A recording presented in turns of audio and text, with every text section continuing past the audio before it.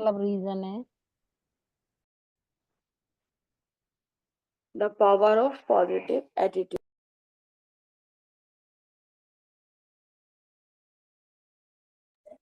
अपने लोगों को जाने।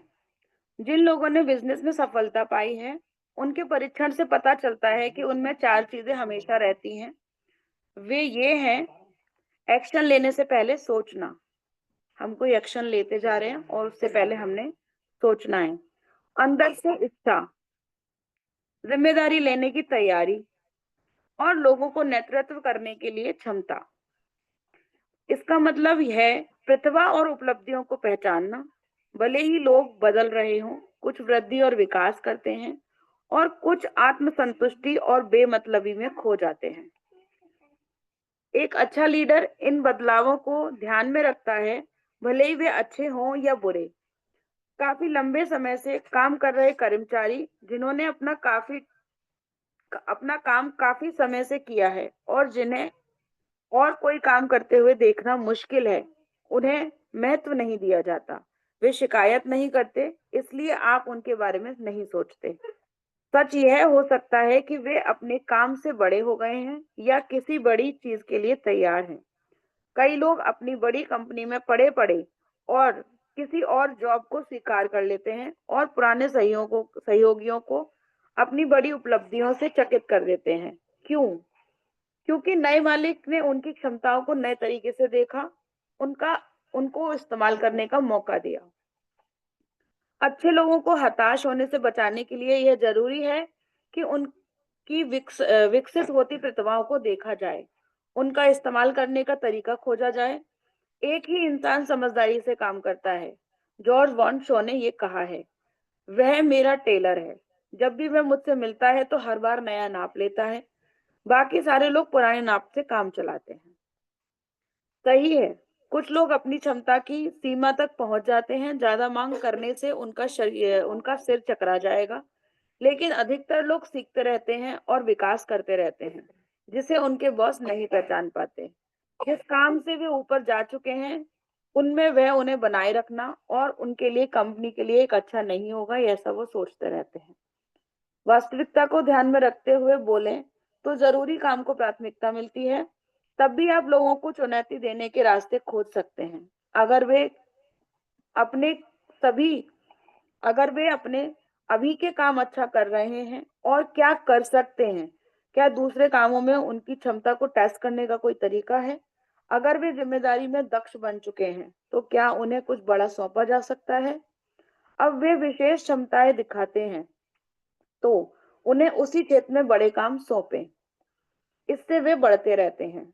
आप जो भी करते हैं उनमें लोगों को छोटा ना समझें। एक नई दृष्टि आपको चकित कर सकती है। उस पुरुष या स्थिति को नई चुनौतीपूर्ण स्थिति में देखें। इस बात से फर्क नहीं पड़ता कि वे कल क्या कर पा रहे थे, फर्क इससे पड़ता है कि वे आज और कल क्या कर सकेंगे। जीएम के मैनेजमेंट ने देखा कि कंपनी का मार्केट शेयर घटता जा रहा था, जबकि यूएस कार मेकर्स जापानियों की तुलना में सब अपनी शक्ति बना बढ़ा रहे थे। तब वे एच रॉसपोरेट नाम के एक आदमी उसकी कंपनी खरीद कर लेकर आए, जिसने बताया जिसने उसे बनाया था और अपने क्षेत्र में अग्रणी बना था। वह मस्त मौला एक सफर पर था।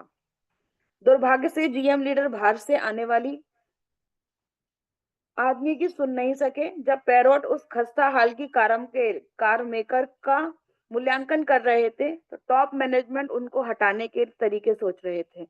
वह उनके लिए कांटे के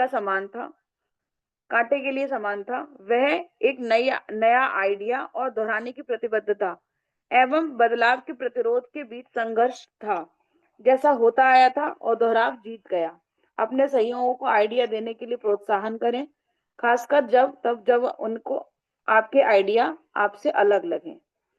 उनके मत अलग होने से आपको एक नया आइडिया मिलेगा और साथ ही समस्याओं से निपटारा करने की सोच मिलेगी, जिससे कि आप अच्छी तरह काम कर पाएंगे। सकारात्मक सोच से प्रदर्शन को बढ़ावा मिलता है। सोच न सिर्फ हौसले, आत्मसम्मान और बर्ताव पर प्रभाव पड़ता है, बल्कि यह कमाई पर भी प्रभाव डालता है। एक मैनेजर के रूप में आपका काम कर्मचारियों को सबसे अच्छी और उनकी क्षमता तक पहुंचाना है। उसके लिए ये सलाह मूलभूत है। टीम के सदस्यों को सलाहों और आइडिया के बारे में सूचना के ऊपर मैनेजमेंट तक पहुंचाएं। लोगों को रचनात्मक ढंग से सोचने के लिए प्रोत्साहित करें और ऐसा वातावरण बनाएं जिसमें उन पर हंसा नहीं जा सकता और उनकी आलोचना भी नहीं की जा सकती। उनके आइडिया पर अपना श्रेय मत लें। अगर आप लोगों के आइडिया का श्रेय लेने की बजाय उन्हें पहचान देंगे तो वे बेहतर आइडिया लेकर के आएंगे। लोगों को वैसा काम दें जिससे उन्हें महत्वपूर्ण होने का एहसास हो। एक काम सफलतापूर्वक हो जाए जिससे प्रगति होती है, उससे बड़ा एहसास कोई नहीं होता है। ये हम घर के बारे में भी कर सकते हैं और बाहर के बारे में भी कर सकते हैं। ये ऐसा जरूरी नहीं है कि ये कंपनी के बारे में बता रहे हैं तो ये सिर्फ हम कंपनी पे ही लागू कर सकते हैं। पॉजिटिव सोच जो होती है वो हर जगह पे वही काम करती है जो पॉजिटिव सोच के बारे में सोच रहा होता है। चाहे वो हमारे घर में हो, चाहे आप एक किचन की बात कर सकते हो, इसको लेके पूरे घर की बात कर सकते हो, चाहे भंडारा हो वहां की बात कर सकते हो, चाहे किसी ऑफिस की बात कर सकते हो, चाहे ऑफिस में एक मीटिंग की बात कर सकते हो, किसी चीज को भी लेकर के आप इस चीज के लिए बात कर सकते हो। लोगों को जानने दें कि वे अपने हैं। फर्म से जुड़े रहने के मामले में उनमें क्या विशेष है, उन्हें समझने में मदद करें। आपका वर्क ग्रुप क्या चाहता है, आपका वर्क ग्रुप क्या करता है, इसकी महत्ता के बारे में सोचें और इस सोच को जागृत करें। कई बार लोग अपने काम से प्रभावित नहीं होते क्योंकि उन्हें लगता है किसी को इसकी फिक्र ही नहीं है, कोई भी इसे कर सकता है। याद रखें, हालांकि लोग पैसे के लिए काम करते हैं, लेकिन वे सहभागिता, पहचान, साथ होने का एहसास और उपलब्धियां भी चाहते हैं। जब ये लाभ उपलब्ध होते हैं, पैसे के प्रति जुनून नहीं बढ़ता, अगर न्याय प्रियता का मापदंड बना रहे। क्षमता का मतलब है आप क्या कर सकते हैं, प्रेरणा तय करती है आप क्या करेंगे, सोच तय करती है कि आप कितनी अच्छी तरह करेंगे। सोच अगर होती है तो वो बोलती है कि कितनी अच्छी तरीके से ये काम हो सकता है। जनरेशन गैप, जो एक जनरेशन गैप होती है वो किस तरीके से सोच पे प्रभाव डालती है, हम यहाँ पे उसको भी थोड़ा सा देखेंगे कि क्या कहती है हमारी जनरेशन गैप। काम के प्रति सोच के बारे में, जनरेशन गैप के बारे में बहुत कुछ लिखा जा रहा है। इसमें प्रमोशन के मामले में ऑथोरिटी का को स्वीकार करना और अनुभव का स्थान भी आएगा। हार्वर्ड यूनिवर्सिटी के प्रोफेसर क्विन मिल्स ने उत्पादकता के मामले में लक्षणों पर काफी अनुसंधान किया। उन्होंने पाया कि उम्र के अंतर से बहुत फर्क पड़ता है, लेकिन आपके पैतृक पृष्ठभूमि और काम के फर्क और इकोनॉमी के सेक्टर्स के फर्क से मूल्यों में कोई फर्क नहीं दिखा। पूरे देश में 1000 मैनेजर और कंपनियों में 1000 से अधिक कर्मचारी पर सर्वे करने के बाद हार्वर्ड स्टडी ने ये जनरेशन गैप पाए। कौन कौन से गैप पाए अब हम वो देखेंगे। पुरानी पीढ़ी, द्वितीय विश्व युद्ध के युग के लोग ऑथोरिटी को स्वीकार करते हैं। नई पीढ़ी के सदस्य, उन्हें बेबी बूमर्स कहा जाता है, जो वियतनाम जो वियतनाम युग के बड़े हुए हैं, वे अथॉरिटी पर विश्वास ही नहीं करते। पुरानी पीढ़ी काम को फर्ज समझती है, एक ऐसा औजार जिससे वे अपने आप को और अपने परिवार को सपोर्ट करती है। नई पीढ़ी को लगता है कि काम मजेदार और सामाजिक होना चाहिए। काम ऐसी जगह होनी चाहिए जहां वे युवाओं को मिलता रहे और किसी हेल्थ क्लब की तरह रहे। पुरानी पीढ़ी मानती है कि अनुभवों से प्रमोशन मिलता है और वे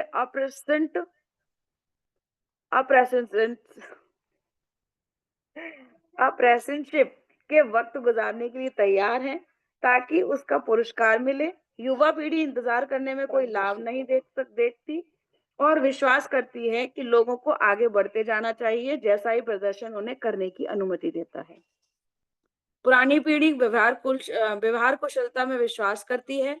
नई पीढ़ी ईमानदारी और निर्भरता में विश्वास करती है। उनके हिसाब से व्यवहार कुशलता विषयों से भागने जैसा है। पुरानी पीढ़ी मानती है न्याय का मतलब सारे लोगों के साथ बराबरी का बर्ताव करना, लेकिन युवा पीढ़ी मानती है न्याय का मतलब सभी लोगों को अलग अलग होने की आजादी देना। पुरानी पीढ़ी सम्मान और पदों का सम्मान करती है, लेकिन युवा पीढ़ी अनुभवों को सम्मान देती है। ये सब समझदार वाली चीज यही है और ये अभी हो भी रहा है ऐसा। जब से यह रिसर्च हुई, दूसरे विश्व युद्ध की पीढ़ी सेना निवृत्ति में चली गई और बेबी बूमर पीढ़ी अब मैनेजमेंट के पदों पर आ गई है। उनके बच्चों और बच्चों के बच्चों, जिन्हें जनरेशन एक्स और जनरेशन वाई कहा जाता है, का जीवन जीने के लिए अलग नजरिया है। वे स्वतंत्र रूप से सोचते हैं और अथॉरिटी को पसंद नहीं करते। जब वे 21वीं सदी के शुरुआती सालों में काम में घुसेंगे, मैनेजरों को उनकी अपेक्षाओं और सोच के बारे में सीखना होगा ताकि उनके साथ सही बर्ताव कर सकें। ये असमानताएं और भी महत्वपूर्ण हो जाती हैं जब युवा लोगों का अनुपात बढ़ता जाता है। ऐसा होता है, काम में गंभीर कमियां पैदा पैदा हो जाती हैं और हमें जनरेशन गैप पर और भी ज्यादा ध्यान देना पड़ता है। अनुभवहीनता के कुछ लाभ हैं, आप माने या ना माने। अगर आप युवा लोगों को नौकरी में नहीं लेना चाहते हैं जिनके पास बिजनेस में कोई पृष्ठभूमि नहीं है, तो उनके लाभों के बारे में सोचिए। जिस तरह फिजिशियन सेल्स एंड सर्विस के पैट्रिक केली और बिल रेडल कह लेते हैं, उनका मानना है अनुभवहीन लोगों द्वारा रूटीन कामों को ज्यादा अच्छी तरीके से कर सकते हैं अगर आपके पास या उनके पास आगे बढ़ने के अवसर हों। हमें उन्हें आइडिया हम उन्हें ये आइडिया बेचते हैं कि वो जो काम कर रहे हैं वे अस्थायी है। रिडेल का कहना है 2 साल नहीं बल्कि 6 महीने उनके लिए एक सही समय है जब वे कुछ नए आशा कर सकते हैं। परिणाम में उन्हें उत्साह से भरे युवा पुरुष और स्त्री मिल जाते हैं जो डिलीवरी वैन चलाते हैं और फर्श पहुंचते हैं। वे इस बात में विश्वास करते हैं लोगों को उनके अपने तरीके से चीजें करना दिखाया जाए। वे पाते हैं अधिकतर लोग जो दूसरी कंपनियों के लिए काम कर चुके हैं उनको अपना नजरिया छोड़ना चाहिए। दूसरे लोगों में उन्हें कई चीजें भूलनी होंगी ताकि वे आगे बढ़ सकें। रिडेल ने पाया कि अनुभवहीन लोगों को हायर करने से आप अपनी संस्कृति को बेहतर बना सकते हैं उन मामलों में जब वे लोगों को ढेर सारे अनुभव के साथ हायर करते हैं। जिनके पास इंडस्ट्री में ढेर सारा बैकग्राउंड अनुभव है, वे ऐसे लोगों को पास रखते हैं जिनके पास ज्यादा अनुभव नहीं है। इस तरह वे वर्क ग्रुप को उस दिशा में डाल सकते हैं जिसमें वे तेजी से जा सकते हैं। उसका दूसरा अच्छा उदाहरण है एंटरप्राइजेस रेंट ए कार, जो दुनिया भर में 120 कैंपस से 7,000 मैनेजमेंट ट्रेनी हर साल हायर करते हैं।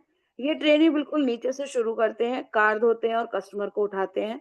जो लोग एक हाथ के कामों को उत्साह से करते हैं वे सफल होते हैं क्योंकि वे जानते हैं कि कॉर्पोरेट की सीढ़ी पर चादर ढकने के उनके लिए सीढ़ी चढ़ने के अवसर आ जाते हैं। तो जो थोड़ा त्याग करेगा वो थोड़ा सफल होगा, जो ज्यादा त्याग करेगा वो ज्यादा सफल होगा। तो ये कहीं ना कहीं हमारी कृतज्ञता पे भी ये चीज लागू होती है। अगर हम थोड़ी कृतज्ञता करेंगे तो हम थोड़ा सा देर में सफल होंगे। अगर हम ज्यादा कृतज्ञता करेंगे तो हम थोड़ा सा जल्दी सफल हो जाएंगे। हम अपने बच्चों के लिए भी इस चीज को बोल सकते हो। अगर हम अपने बच्चों की देख करके चलेंगे वो क्या चाहते हैं उस हिसाब से करेंगे तो वो हमारे हिसाब से करना चाहेंगे। और अगर हम नहीं चाहते इस चीज को नहीं सोचते तो वो अपने हमें इस चीज को जनरेशन गैप जो है उसको हम कम ज्यादा अपनी तरफ से कर सकते हैं। अगर हम इसके जरिए अगर हम चलना स्टार्ट करें, अपनी पॉजिटिव थिंकिंग के बारे में सोच करके स्टार्ट करें तो नेक्स्ट अध्याय हमारा बहुत और भी बहुत अच्छा है। हम इसके बारे में भी कल पढ़ेंगे। इस सकारात्मक सोच, अब पता चल रहा है ना कि हमें पॉजिटिविटी की तरफ क्यों जाना चाहिए। कितनी सारी चीजें हैं जो हमें पॉजिटिविटी की, इतने दिन हो गए, अब हमें 17 दिन हो जाएंगे, मतलब 17 18 18 दिन हो गए हमें आए हुए। कुछ तो चेंजेस मिला होगा। नई किताब शुरू हुई है तब से भी कितनी चीजें पता चली होंगी। पुरानी जो किताब थी उसको हम वहीं के वहीं भूल चुके हैं, है ना। लेकिन अभी हमने क्या सीखा वो भी हमारा देखना बहुत ज्यादा जरूरी है। हमने इस बार क्या सीखा, क्या हम आगे और भी सीख सकते हैं इससे, और हम कितने काम अपने पूरे कर सकते हैं इससे।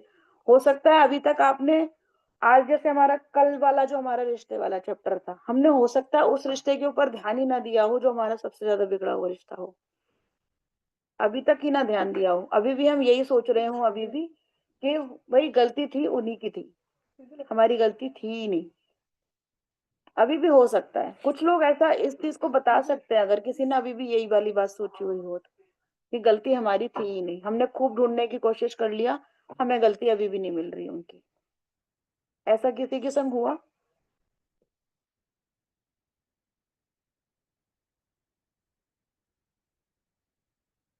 या हो सकता है आपने अपने स्वास्थ्य के बारे में सोचा हो और आपको लग रहा हो कि नहीं नहीं, ये तो बेकार की बातें हैं, कुछ भी नहीं हो सकता इसके बारे में। ऐसा किसी के संग हुआ स्वास्थ्य के बारे में, या धन के बारे में आपको किसी को भी लग रहा हो कि नहीं नहीं, ये तो आएगा ही नहीं, अभी तो बहुत ज्यादा कुछ और करने की जरूरत है, या इसके करने से कुछ नहीं होगा? ऐसा किसी के दिमाग में अभी भी है कि ऐसा कुछ हो सकता है, इसको करने से कुछ भी नहीं हो रहा? 1% भी लग रहा हो किसी को कि हाँ अभी इस चीज में नहीं हो रहा मेरा कुछ भी, अपनी कृतज्ञता बढ़ाने की जरूरत है, ये तो हम सब मानते हैं। हाँ वंदना जी बताइए। मैं बहुत ज़्यादा फ़ील नहीं कर पा रही हूँ। मतलब मुझे कहीं-कहीं ऐसा लगता है कि मैं कर रही हूँ, लिख रही हूँ। बहुत ज़्यादा नहीं लिख पा रही हूँ, अभी थोड़ा बिज़ी हूँ। मतलब फिर भी लिखती हूँ, सुबह में जितना आधा घंटा, 1 घंटा जो भी लिखती हूँ। लेकिन मुझे ऐसा लगता है कि मुझे पता नहीं रिज़ल्ट मिलेगा, नहीं मिलेगा। मैं कर रही हूँ, मुझे लग रहा है। हम्म। कोशिश यही करती हूँ कि नेगेटिव नहीं सोचूँ, पॉज़िटिव ही रहूँ। बट फिर भी मतलब आ ही जाता है माइंड में कि नहीं हो रहा है। हम्म। अब कोई अपना ठोस वाला एक वो दे सकता है कि मैं भी यही सोचती थी इसमें आने से पहले कि होगा, पता नहीं नहीं होगा, लेकिन उसका काम हुआ हो? कोई है ऐसा? पारुल, पारुल बताओ।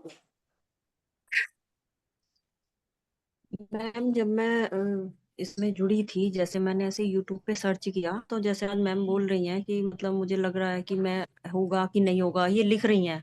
मैं तब लिख भी नहीं रही थी क्योंकि लिखने का विश्वास आ ही नहीं रहा था। तो हम्म। मतलब मैं भी उसी कंडीशन में थी, लेकिन धीमे धीमे ना मैम, फिर मैंने मेरे साथ जैसे सब लोग, नहीं तो मैम खास तौर पे ज्यादा छोटी से छोटी शेयरिंग करती थी, बस मैं सुनती थी उनको। तो मैं सोचती थी हम्म। ऐसा कैसे हो जाता होगा। फिर मैंने जब अपने पास ऐसे देखना शुरू किया अपने चारों तरफ, क्योंकि हम दूसरों को देख रहे हैं, अपनी तरफ नहीं देख रहे हैं, कि जैसे हम्म। मैं स्ट्रगल कर रही हूँ, मैं एटा से अलीगढ़ आती हूँ, अप एंड डाउन करती हूँ। तो मैं मतलब हम्म। आप ये सोचो, वहां से चलती हूँ, कभी रोज मैं गाड़ी नहीं लेके जाती हूँ, बस से ही सफर करती हूँ मैं, क्योंकि हस्बैंड घर रहते हैं।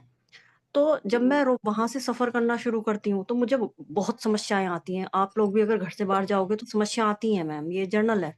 तो मैम अब मेरे साथ क्या होता है, मतलब मुझे जाना जिस जगह पे है, ऑटो वाला कहेगा नहीं नहीं मैं वहां नहीं जा रहा हूँ, फिर भी मैं बैठ जाऊंगी। फिर मैं बैठ के सोचूंगी कि आज तक हमने रिक्शा वाले को थैंक यू नहीं कहा, तो मैं ग्रेटिट्यूड करते करते करते करते बैठते चली जाऊंगी। जब मैं उस जगह पे पहुंचूंगी वो कहेगा अच्छा ठीक है आप बैठी रहना, मैं आपको वहीं छोड़ दूंगा।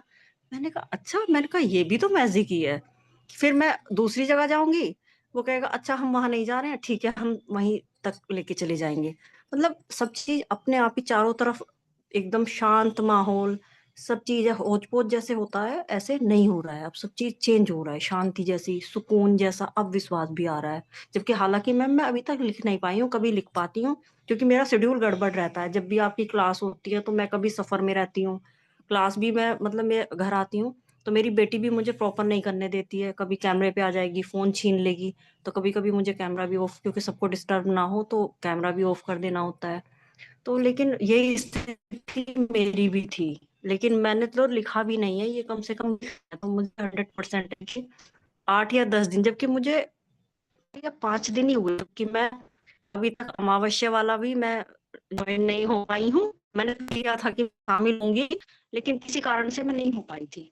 पूर्णिमा वाले में भी नहीं हो पाई थी। प्रयास किया था कि मैंने आपसे बात भी की थी मैम कि मैं मेडिटेशन उसमें रहूंगी, लेकिन ड्यूटी की वजह से मैं नहीं रह पाई उसमें। तो जबकि मेरा सब चीज छूट जाता है। मेरी मैजिक बुक भी हमने स्टार्ट की, मेरी कभी हो पाई है। मैं प्रयास की हूँ जाके सुन लूं, लेकिन बैक में मैं अकेली सुनती हूँ। यहाँ 20 लोगों की एनर्जी के साथ हम लोग सुनते हैं, 20 लोगों की एनर्जी मिल रही है हमको। तो जब हम्म। मुझे ये लग रहा है मैं तो अकेले अकेले ही घूम रही हूँ। तो जैसे आज की मैं बताऊं, मैं ना जाने के लिए लेट हो गई थी, और मैं अपने घर से 10 बजे निकली, और मुझे जल्दी फिर भी मतलब 1.5 घंटा लगता है। तो मैं इतना लेट हो गई थी, मुझे 11 अलीगढ़ ही बज गया था।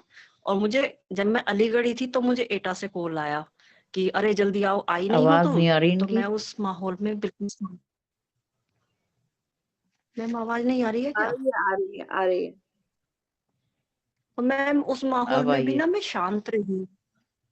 तो क्योंकि ठीक। एक लेडीज ने ना फांसी लगा ली थी, तो हमें मौके पे जाना था, तो बार बार कॉल आ रही है, तो मैं हमें वहां बहुत सारे शांत चैलेंज रही को ना कि एकदम से नहीं करना होता है ना, एकदम चैलेंज बताते हैं ना तो कहीं ना कहीं मूड स्विंग हो जाता है। Okay ma'am. तो मैं ये बता रही हूँ कि बार बार ना कॉल आ रहा था, लेकिन मैं फिर भी शांत रही। फिर मैंने सोचा कि आज कुछ ना कुछ प्रॉब्लम ही होगा, क्योंकि मैं इसलिए बोल रही हूँ मैम, हमारे यहाँ जब ऐसी स्थिति आती है ना, तो हम लोगों पे कुछ ना कुछ गाज गिरती है, या तो हम लोगों को लाइन नहीं आ भेज रही दिया आवाज। जाता है, या कुछ ना कुछ देखो ऐसा हम लोगों के। मेरी बात सुनो, इसको हम यहीं पे स्टॉप करेंगे क्योंकि ज्यादा हो रहा है ये वाली चीज अभी। देखो